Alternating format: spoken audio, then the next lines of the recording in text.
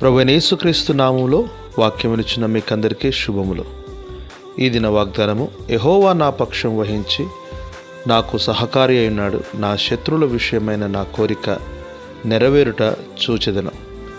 కీర్తనలు 118, 7వ వచనం.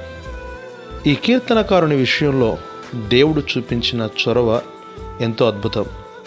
దేవుడు అతని పక్షంగా ఉన్నాడు, అతనికి సహకారి అయి ఉండే తన విషయమై అతని శత్రువుల యొక్క ఆలోచనను నెరవేర్చను.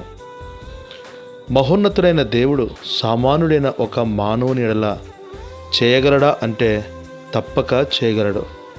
నాడు కీర్తనకారుని విషయం మాత్రమే కాదు, నేడు వాక్యం వినుచున్నటువంటి నీ పక్షం నుండి నీకు సహకారిగా ఆయన తన కార్యమును చేయగలడు.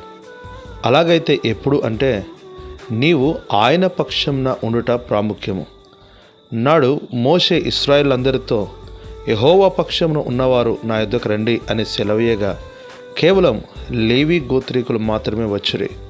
కాబట్టే యాజకత్వము, సేవా బాధ్యత, ధర్మశాస్త్రము వారివే. అంతేకాదు యెహోవాయే వారికి స్వాస్థ్యము. మరి వాక్యమునిచ్చిన నీవు నీ కొరకు ప్రాణమిచ్చిన యేసుక్రీస్తు ప్రభు పక్షంన ఉన్నవా? లేనిచో ఈ దినమే నాటి లేవీల వలె నేడు నీవును ప్రభు పక్షమున ఉండుటకు తీర్మానించుకొనుము. ప్రభువు నీ కృప చూపించునుగాక. ఆమేన్.